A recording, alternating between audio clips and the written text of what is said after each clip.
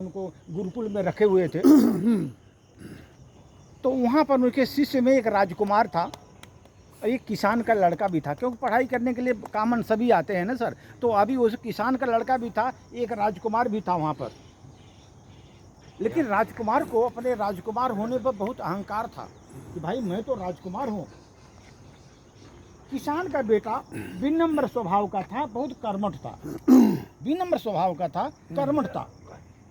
राजकुमार के पिता अर्थात तो राजा हर साल एक प्रतियोगिता आयोजन करते थे, जिसमें जितने भी लोग भाग लेते हैं उनके बुद्धि का जो मेजरमेंट करते थे और उनकी दृष्टि की विशालता परखी जाती थी, कितनी दूर दृष्टि है उसमें, वो परखी जाती थी।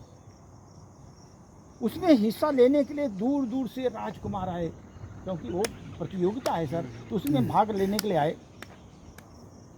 अध्ययन पूरा होने पर राजकुमार ने किसान के पुत्र को प्रतियोगिता में शामिल होने का न्योता भी दिया। पास हो गया ना, तो भी बोला भाई तुम भी आ जाओ उधर, ताकि वहाँ बुलाकर उसका निरादर किया जाए। वो राजकुमार क्या सोचा, इसको बुलाऊंगा, इसका वहाँ पर अपमान करूंगा, ये तो किसान का लड़का है, तो राजकुमार का वो है जो प्रशिक्षण का है, इसमें तुम कैसे आगे, उसको इंसल्ट करने का उसका विचार में आया था।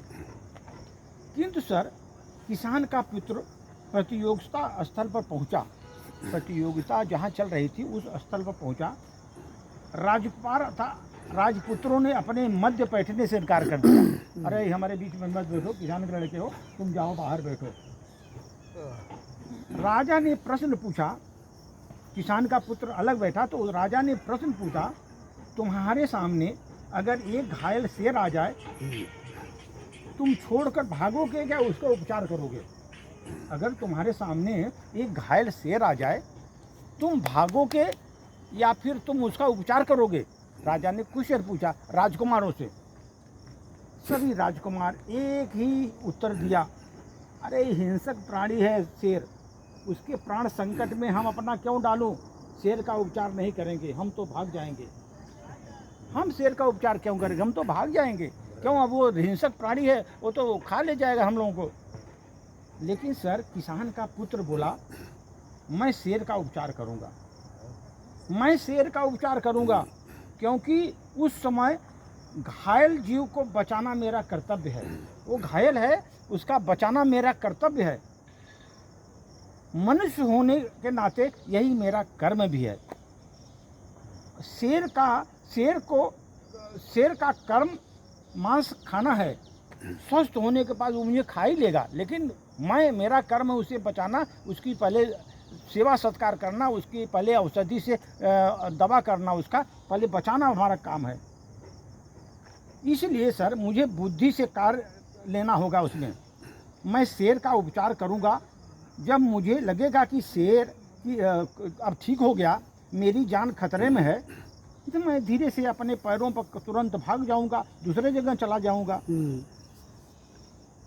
इस तरह शेर का दोनों के प्राण बच जाएंगे, मैं भी निकल जाऊंगा, शेर भी बच जाएगा। सर इस तरह एक साधारण आदमी, एक साधारण नौजवान के मुख से ऐसी बुद्धिमत्ता की बातें सुन करके राजा बहुत प्रभावित हुआ सर, बहुत प्रभावित हुआ। और उसने उसे विजेता घोषित किया और उसने उसको एक बहुत बड़ा अपने राज्य में बहुत बढ़िया स्थान दिया सर, कि क्योंकि ऐसी बुद्धिमत्ता के लोग हमारे राज्य में एक मंत्री के पद पर काम करना चाहिए, अच्छे पोस्ट पर काम करना, ताकि हमारे राज्य का उत्थान हो सके। क्योंकि वो सर कोई आदमी, कहने का तात्पर्य है आपका बड़ा छोटा नहीं, आपकी बुद्धिमत्ता, आपकी सोच आपको बड़ा छोटा बनाती है। वो तो आप ऐसा नहीं घर में पैदा हो गए तो राजा हो गए, ऐसा नहीं। आपकी अगर बुद्धि अगर राजा जैसी नहीं है तो आप राजा कैसे हैं?